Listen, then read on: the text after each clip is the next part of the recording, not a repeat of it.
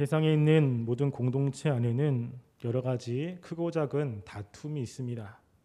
사랑해서 결혼을 한 이후에 결혼한 가정에서도 다툼이 있고, 자녀가 태어나면 또 자녀들 사이에서도 다툼이 있습니다.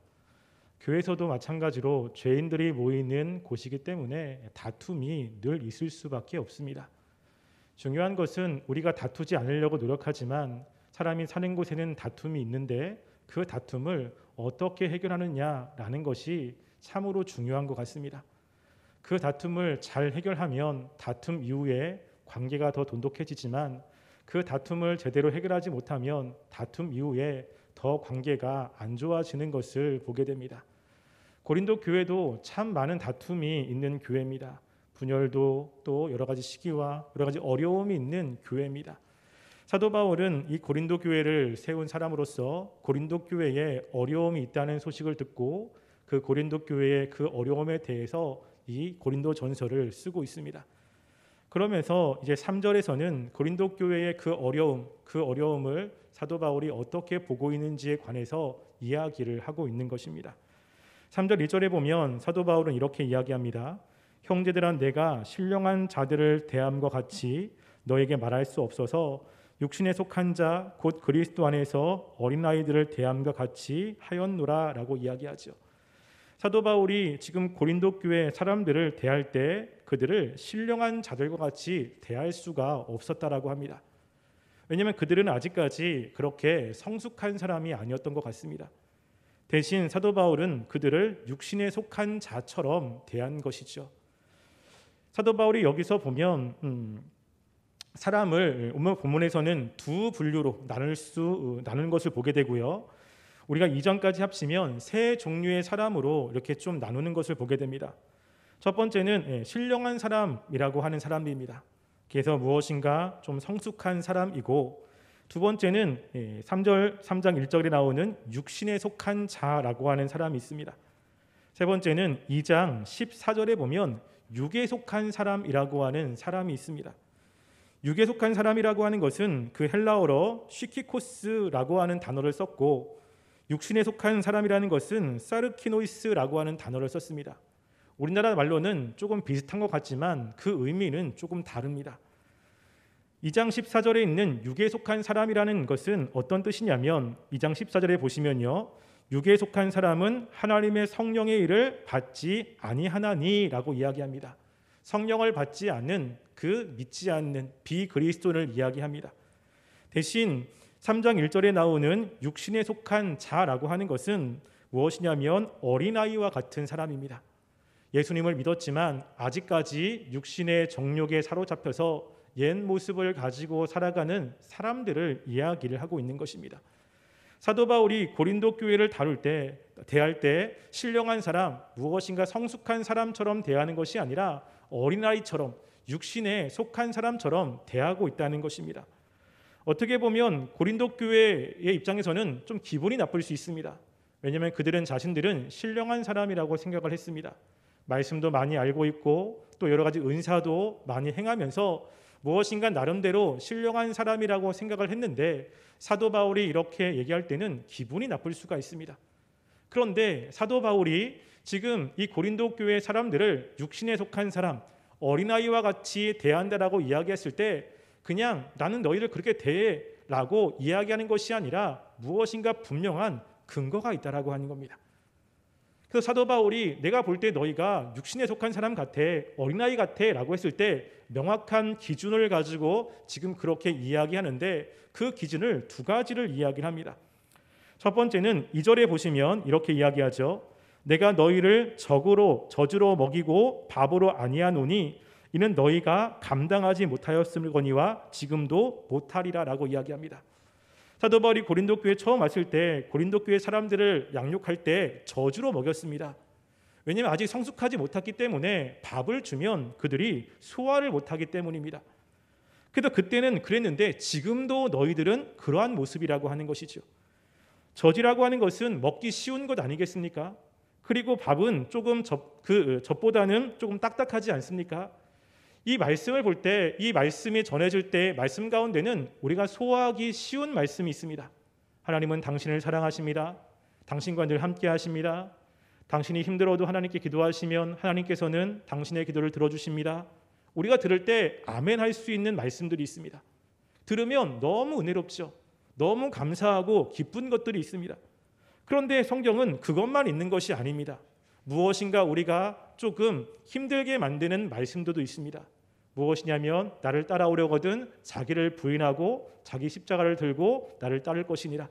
원수까지 사랑해라 라고 하는 말씀을 들으면 무엇인가 좀 힘든 그런 것이 있지 않습니까? 고린도 교회가 맨 처음 예수님을 믿었을 때 예수님을 위해서 너 자기를 부인해야 된다, 예수님을 믿을 때 고난이 막 따른다 라고 하면 이들은 그 말씀을 감당할 수 없기에 맨 처음에 그들에게 저주로 먹인 것입니다. 하나님의 은혜, 하나님의 사랑 이런 걸 통해서 하나님이 주시는 그 은혜들을 경험하게 한 것입니다. 그리고 이 사도 바울은 고린도 교회를 떠났고 그 이후에 아볼로가 와서 고린도 교회를 이렇게 양육을 했습니다. 시간이 좀 지난 이후에 그들이 시간이 지났기 때문에 성숙하기를 바랬는데 아직도 그대로 있는 것입니다. 그 2절에 보면 지금도 못하리라라고 이야기를 하고 3절 보시면 너희는 아직도 육신에 속한 자로다라고 이야기합니다. 원어적으로 보면 아직도라는 것이 서두에 있습니다. 지금 사도 바울이 강조하는 겁니다. 그렇게 시간이 지났는데 아직도 너희들은 육신에 속한 자처럼 행동하느냐라고 이야기를 하는 것이죠. 육신에 속한 자의 특징 중에 하나가 무엇입니까? 말씀을 들을 때 무엇인가 우리가 은혜가 될 만한 것, 하나님의 사랑, 그때 편한 것들 이런 것들을 좋아하고 무엇인가 헌신이나 내가 무엇인가 하나님께 드려야 되는 것, 고난을 참는 것 이런 것들은 소화가 잘 안 되는 것입니다. 그래서 이런 모습들이 지금 고린도 교회 안에 있었던 것이죠. 뿐만 아니라 이 말씀만이 아니라 또 있습니다. 그들이 육신에 속했다라고 하는 그 증거가 이 3절에 나와 있는데요. 3절에 보시면 너희는 아직도 육신에 속한 자로다. 너희 가운데 시기와 분쟁이 있으니 어찌 육신에 속하여 사람을 따라 행함이 아니리요라고 이야기합니다. 무엇입니까? 고린도 교회 안에 시기와 분쟁들이 있는 것입니다. 시기라고 하는 것은 그 원어적으로는요 젤로스라고 하는 뜻입니다. 무엇이냐면 그 마음에 뜨거움과 열정이 있는 것입니다. 열정이 있는 것은 굉장히 좋은 것 아니겠습니까? 근데 열정이 지나치다 보면 이것이 다른 사람이 나보다 조금 더 나아지거나 다른 사람이 나보다 조금 인기가 있거나 그럼 그 열정이 시기로 바뀌는 경우가 있습니다. 시기로 바뀌면 이제 그 사람에 대해서 미운 마음이 생깁니다. 분쟁이 생기는 거죠. 고린도 교회 안에 이런 모습이 있다는 것입니다. 실제로 예수님이 십자가에 달려 돌아가실 때 그때 예수님을 죽이려고 하는 사람들을 이 빌라도가 봤을 때 마태복음 27장 18절 보면 이렇게 이야기합니다. 이는 그가 그들의 시기로 예수를 넘겨줄 줄 알더라라고 이야기하죠. 점점 예수님의 인기가 높아지니까 그 종교 지도자들이 예수님에 대한 시기가 난 것입니다. 자신보다 예수님이 더 인기가 좋으니까 이게 마음속의 시기로 예수님을 넘겨주는 죽는 데까지 넘겨주는 것을 이야기를 하고 있죠. 사도행전 5장 17절과 18절에도 비슷한 말씀이 있습니다. 그 말씀을 보면 대제사장과 그와 함께 있는 사람 즉 사두개인의 당파가 다 마음의 시기가 가득하여 일어나서 사도들을 잡아다가 옥에 가두었더니라고 이야기합니다. 사도들이 복음을 전할 때 이적과 기적이 나타났습니다. 그러니까 사람들이 이 사도들의 이야기를 막 듣는 거죠. 그러니까 그 당시에 사두개인들이 이 사도들에게 시기가 난 것입니다. 그래서 그들을 잡아서 감옥에 넣는 일들이 벌어집니다. 지금 이 시기와 그리고 이 분쟁 이런 것들은 하나님이 원하시는 그런 감정이 아니죠. 실제로 갈라디아서 5장 19절부터 21절 말씀에 보면 육체의 일들은 분명하니라고 하면서 성령님의 열매, 성령님의 역사하심이 아니라 우리가 가지고 있는 죄악된 육체의 행위에 대해서 이야기할 때 이렇게 이야기합니다. 육체의 일은 분명하니 음행과 더러운 것과 호색과 우상숭배와 주술과 원수 맺는 것과 분쟁과 시기와 분냄과 단짓는 것과 분열함과 이단과 투기와 술취함과 방탈함과 또 그와 같은 것들이라. 전에 너희에게 경계한 것 같이 경계하노니 이런 일을 행하는 자들은 하나님의 나라를 유업으로 받지 못할 것이요라고 이야기합니다. 하나님의 나라를 유업으로 받지 못하는 그러한 일들 가운데 무엇이 들어가 있습니까? 분쟁과 시기가 들어가 있다는 것이에요. 근데 지금 하나님을 믿는 이 고린도 교회 사람들 마음 가운데 무엇이 있냐면 지금 분쟁과 시기의 마음이 있다는 것입니다. 분명히 하나님을 믿었고 또 성숙한 사람이라면 마음속에 있는 분쟁과 시기를 잘 하나님의 말씀으로 본인이 그것들을 잘 처리하고 그것들을 하나님께서 원하시는 모습으로 바꿔 나가야 되는데 그러지 못하고 있는 것입니다. 그런데 그 마음속에 있는 분쟁과 시기가 그냥 혼자만 가지고 있는 것이 아니라 이것들이 교회 안에서 조금 더 확장이 되었습니다. 4절 말씀해 보면 이렇게 이야기하죠. 어떤 일은 말하되 나는 바울에게라 하고 다른 이는 나는 아볼로에게라 하니 너희가 육의 사람이 아니리요 라고 이야기합니다. 무엇입니까? 이들이 가지고 있는 분쟁과 시기가 개인적으로 혼자만 가지고 있는 것이 아니라 교회 안에 이제 하나의 분파가 되었다는 것입니다. 그래서 바울을 믿는 사람들은, 바울에게 영향을 받은 사람들은 함께 또 모여가지고 바울파, 그리고 바울 이후에 아볼로를 통해서 영향을 받은 사람들은 아볼로파, 그러면서 서로 다른 파들을 시기하며 자신들이 우월함을 드러내는 일들이 이 교회 안에 있었던 것입니다. 지금 바울이 1장 11절부터 12절 말씀에 지금 바울파와 아볼로에 대한 이야기를 한 이후에 이것을 어떻게 보아야 되는지 명확하고 구체적으로 무엇인가 대안을 주지 않습니다. 그러다가 그 문제에 대해서 대안을 오늘 말씀해 주고 있는 것입니다. 처음에 바울에게서 영향을 받은 사람들은 바울을 통해서 복음을 들었습니다. 그리고 바울을 통해서 삶의 변화가 일어났습니다. 그러면서 바울이 정말 훌륭하구나, 바울이 정말로 뛰어나구나 라고 했는데 바울이 떠나고 아볼로가 찾아왔죠. 아볼로가 찾아와서 아볼로를 통해서 또 양육을 받은 사람들이 있습니다. 바울이 있을 때는 교회 안에 있지 않았지만 그 바울이 떠난 이후로 아볼로를 통해서 양육을 받고 무엇인가 은혜를 받고 삶이 변화된 사람들은 누가 최고라고 이야기하겠습니까? 아볼로가 최고라고 이야기하는 거예요. 바울이 어떤 사람인지 잘 모르기도 하고, 그리고 아볼로에게 영향받은 사람들은 아볼로가 최고지, 역시 아볼로가 정말로 뛰어난 거야, 이러면서 교회 안에 파들이 이제 나누어지기 시작한 것이죠.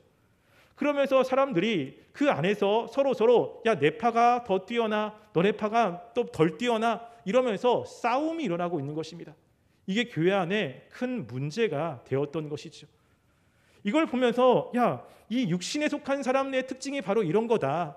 너희들이 말씀을 먹을 때 저주로만 먹는 것이고, 그리고 분쟁과 시기를 통해서 교회 안에 분파가 일어나는 걸 보니까 육신에 속한 자로다라고 이야기합니다. 그러면서 사도 바울은 지금 아볼로파다, 바울파다라고 하는 이 파당에 대해서 어떻게 그 문제를 봐야 될지에 대해서 5절부터 이야기를 하고 있습니다. 5절부터 바울은 이제 바울파다, 아볼로파다라고 하는 사람에게 이제 이야기를 합니다. 5절 보시면 그런즉 아볼로는 무엇이며 바울은 무엇이냐? 그들은 주께서 각각 주신 대로 너희로 하여금 믿게 한 사역자들이니라 라고 이야기합니다. 그러니까 아볼로나 바울이나 그들이 무엇이냐면 하나님께서 보내신 사역자들인데, 그들의 역할은 무엇이냐면 그 고린도 교회 사람들이 예수님을 믿게 만들기 위해서 하나님이 보낸 사람이라고 하는 것이죠. 그래서 아볼로나 바울이나 그 사람들의 각각의 능력이나 그 사람들의 어떤 계획, 뜻으로 온 게 아니라 모든 것 가운데 하나님의 역사하심이 있다는 것을 보게 만들고 있는 것입니다. 지금 고린도 교회 사람들은 하나님의 역사, 하나님이 보냈다라고 하는 것보다 눈에 보이는 아볼로 그리고 바울, 이 사람에게 집중을 하고 있습니다. 근데 바울은 무엇을 보게 만들죠? 그들을 보내신 하나님을 보게 만드는 것입니다. 그러면서 6절에 보시면 나는 심었고 아볼로는 물을 주었으되 오직 하나님께서 자라게 하셨나니 라고 이야기하죠. 나는 심었다라는 것은 무엇이냐면 그 고린도 지역에 와서 바울이 처음으로 복음을 전했습니다. 그래서 그 교회, 그곳에 고린도 교회를 세웠죠. 아볼로는 자라게 했습니다. 그래서 아볼로에 대해서 사도행전 18장 27절부터 19장 1절에 보면 이렇게 이야기합니다. 아볼로가 아가야로 건너가고자 함으로 형제들이 그를 격려하여 제자들에게 편지를 써 영접하라 하였더니 그가 감의 은혜로 말미암아 믿는 자들에게 많은 유익을 주니 이는 성경으로서 예수는 그리스도라고 증언하여 공중 앞에서 힘있게 유대인의 말을 이기미러라. 아볼로가 고린도에 있을 때에 바울이 윗지방으로 다녀 에베소에 와서 어쩐 제자들을 만나라고 이야기합니다. 지금 아볼로는 성경을 굉장히 탁월하게 잘 가르쳤던 것 같습니다. 그래서 그들에게 바울이 심었다면 물을 주는 역할을 해서 그들을 조금 자라게 하는 일을 했던 것 같습니다. 근데 지금 사도 바울이 강조하는 것은 뭐냐면 심는 이나 물 주는 이는 아무것도 아니되 오직 자라게 하시는 분은 누굽니까? 하나님이라고 하는 겁니다. 심었다 물 주었다라는 것은 부정과거로 되어 있고요, 자라게 한다는 것은 미완료로 되어 있습니다. 하나님이 지금까지 자라게 한다는 것이죠. 바울이 복음을 전할 때 바울의 능력으로 사람들이 예수님을 믿은 거 아니지 않습니까? 바울이 복음을 전할 때 하나님께서 그 복음 가운데 역사하셔서 사람들로 그 복음을 믿게 하신 것입니다. 바울이 고린도 교회가 힘들 때 하나님이 바울을 그곳에 있게 하셨고, 그 바울의 모든 삶 가운데 하나님이 역사하셔서 바울은 고린도 교회에 가서 복음을 전하고 열매를 얻게 하신 것입니다. 바울을 떠나게 만드는 것도 하나님이 떠나게 만드셨고, 그 고린도 교회에 아볼로가 와서 복음을 또 전하게 한 것도 하나님이 하셨다라고 하는 거죠. 지금 그거를 이야기를 하는 것입니다. 8절에 보시면 심는 이와 물 주는 이는 한 가지이니 각각 자기가 일한 대로 자기의 상을 받으리라라고 이야기합니다. 무엇이냐면 이 모든 것을 하나님이 시켰다는 것이죠. 먼저 바울을 보낸 것도 하나님이시고 후에 아볼로를 보낸 것도 하나님이시고, 각각 하나님께서 맡겨준 그 사명들을 그 사람들은 감당한 것입니다. 그곳에 복음이 들어가고 열매가 맺게 한 것 모두가 다 하나님이 하셨다라고 이야기를 하고 있는 것이죠. 그러면서 9절이 또 이렇게 이야기합니다.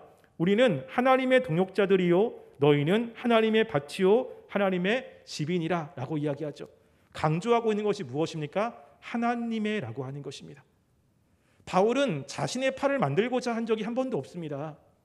바울은 자신을 따르는 제자들 자신의 어떤 팔을 만들고자 노력한 적은 한 번도 없습니다. 바울은 하나님이 인도하신 대로 따라갔고 하나님이 말씀한 대로 말씀했더니 그곳에 열매가 생긴 것입니다. 또 하나님의 때가 되어서 다른 곳으로 가게 한 것도 하나님이시고 그 지역에 또 아볼로를 보내신 것도 하나님이신 것입니다. 고린도 교회 입장에서 보면 바울이 와서 사역했기 때문에 바울의 능력으로 바울의 힘으로 그렇게 됐다라고 생각할 수 있습니다. 그런데 그 뒤에 하나님의 계심을 봐야 된다는 것입니다. 아볼로가 왔을 때 아볼로를 통해서 사람들이 그곳에 말씀을 들었고 말씀을 통해서 성장할 수 있습니다. 사람이 볼 때는 그 아볼로가 잘한 것처럼 아볼로가 탁월한 것처럼 생각될 수 있습니다. 그런데 중요한 것은 복음이 전할 때 하나님의 능력이 없으면 아무런 열매를 맺지 못한다는 것입니다. 바울은 이걸 보고 있는 것입니다. 지금 분파가 나뉘어지고 지금 서로 싸울 때 중요한 것은 무엇이냐면 누구냐 이거 별로 중요하지 않다. 하나님이 그때 그 사람이 필요하기 때문에 그 사람을 보내주었고 또 하나님께서 그 다음에 또 보내신 분은 또 필요하기 때문에 하나님이 보내주신 것이다. 중요한 것은 하나님이 그때마다 필요한 사람들을 보내주어서 하나님이 그 교회 안에 역사하신 것이기 때문에 우리가 온전히 바라보고 그리고 찬양할 분은 하나님이지 자꾸만 눈에 보이는 사람들 때문에 나는 이파 나는 저파 이러면서 나누는 것은 하나님이 원하시는 것이 아니라고 이야기를 하는 것입니다. 우리도 마찬가지입니다. 이것을 생각하셔야 됩니다. 교회는 하나님에 의해서 움직여지는 것입니다. 눈에 보여지는 어떤 사건들, 눈에 보이시는 어떤 것 때문에 누구는 잘했네, 누구는 못했네 이런 마음이 들 수도 있습니다. 그렇지만 우리가 말씀을 통해서 분명히 깨닫는 것은 이 땅 가운데 하나님의 허락이 없으면 어떤 것도 되어지지 않습니다. 무엇인가 계획이 있고 하나님의 의도가 있기 때문에 하나님이 하신다라는 것을 분명히 본다면 우리가 무엇인가를 잘했을 때도 그 잘한 사람을 칭찬하거나 이런 것도 있겠지만 그렇지만 그 역사 가운데 그 역사 뒤에서 함께 하시는 그 하나님에 대한 분명한 이해와 하나님에 대한 찬양이 우리 가운데 있어야 될 것입니다. 그럴 때는 교회 안에 분열이 많이 사라질 것입니다. 내가 조금 더 잘해가지고 사람들한테 좀 인기를 얻어야지, 조금 잘해서 내가 뭘 해야지 이런 걸 가지고 교회 안에서 분파를 나누면 하나님이 원하시는 모습이 아닐 것입니다. 사도 바울은 고린도 교회 안에 이 문제를 명확하게 보고 이야기를 합니다. 내가 고린도 교회에 이런 문제를 보니까 이 문제는 너희들이 아직까지 육신에 속한 사람이기 때문에 그렇다. 그래서 너희 안에 육신에 속한 사람의 특징은 지금 젖으로 먹고 그리고 서로 분쟁이 있는 것이다. 그런데 지금 그 문제들을 잘 봐라. 거기에 하나님의 역사가 있지 않느냐? 그러면서 고린도 교회의 시선을 하나님께로 향하게 하고 있는 것을 보게 됩니다. 우리도 교회 안에 이런저런 일들이 분명히 있을 것입니다. 그럴 때 눈에 보이는 것으로 반응하는 것이 아니라 그 뒤에서 역사하시는 하나님을 바라보시기 바랍니다. 하나님의 역사하심들을 우리가 기대하며 그 하나님의 역사하심들을 우리가 바라보며 하나님을 찬양하며 또 우리 서로 하나 되기를 힘써 나가는 우리 모든 성도님 되시기를 주님의 이름으로 간절히 소원합니다. 기도하겠습니다.